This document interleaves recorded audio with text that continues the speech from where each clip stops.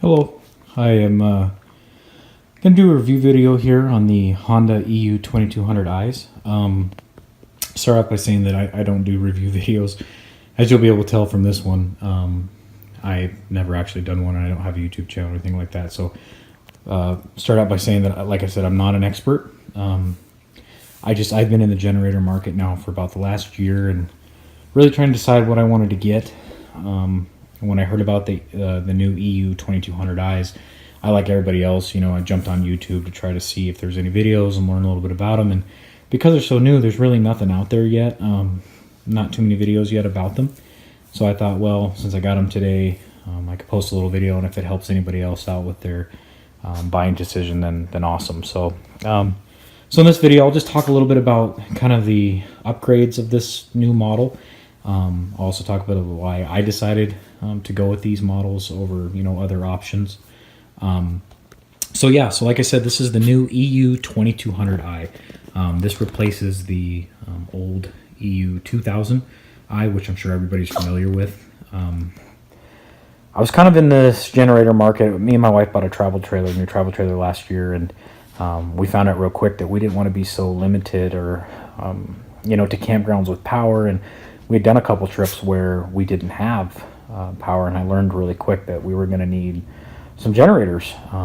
So if you're looking for them, generators to power your home, these aren't going to be it. But if you're looking for portable generators, to power your travel trailer, or sorry, that was Joey. To power your travel trailer, these are great for that, and that's kind of the segment that I was in. So a little bit on the upgraded features.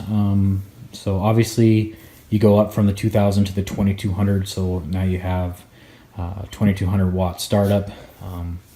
When you have them combined, you're pushing about 3600 watts startup. As you can see here, because I'm doing the travel trailer setup, I bought the companion model, and I'm doing a parallel setup with the standard 2200i. And like I said, when they're running together, they're giving you about a run wattage of about 3600. Some new features too.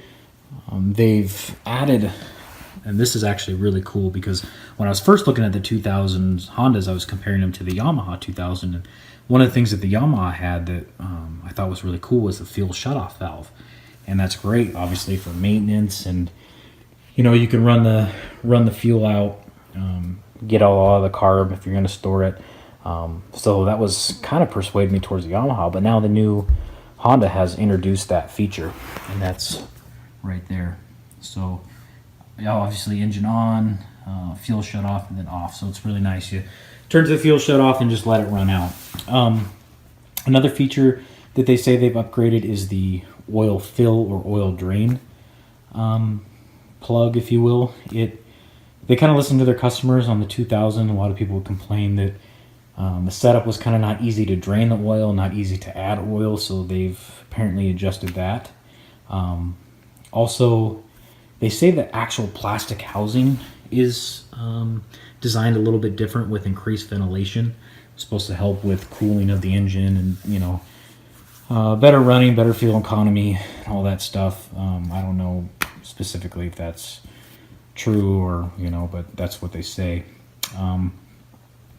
So that's pretty much it. They call it their super quiet series, and they're not lying. They're extremely quiet. I ran them today in parallel on the eco mode, the eco throttle mode. And that's supposed to kind of allow you to have the most fuel efficient mode when you're not running your max wattage. And it was super quiet. I mean, I was shocked at how quiet it was. When you turn that off, they do kick up a little bit, and they do get a little bit louder. So like if you're running your AC and your microwave and do all those things, and you want to turn off that eco mode, it does increase the sound. But still, it's still quieter than like a lawnmower or something like that. So that's pretty sweet. As far as the fuel capacity, I think it's 0.95 gallons, so a little bit under a gallon. And then I think it was like 0.3 gallons per hour that it would burn on the eco mode. Again, don't quote me on those numbers. I'm not an expert. That's just kind of what my understanding of it was. So yeah, super fuel efficient. Now I'll talk a little bit about kind of why I decided on these. Like I said, I was looking at a few different models. I was looking at the Honda 2000s. I was looking at the Yamaha 2000, and I was really looking pretty hard at the Honda 3000 model. And I originally thought that that's kind of the route I wanted to go. I liked that it was just all one unit. It was about the same price as running the 2000s at the time, and you know, it had an electric start, it had an onboard battery, and it had the capability of having a remote start system, which was kind of expensive, but it could do it. But I just kind of kept coming back to, I just didn't think the 3000 was enough. Now I know people that told me that, oh yeah, they run their trailers on it, no problem, and it's great. And I want to say that I think the running wattage on that is like 24 or 2600 watts running time, you know, on the 3000. There's trips we do in Eastern Washington where we're just running the AC the entire time, running the microwave.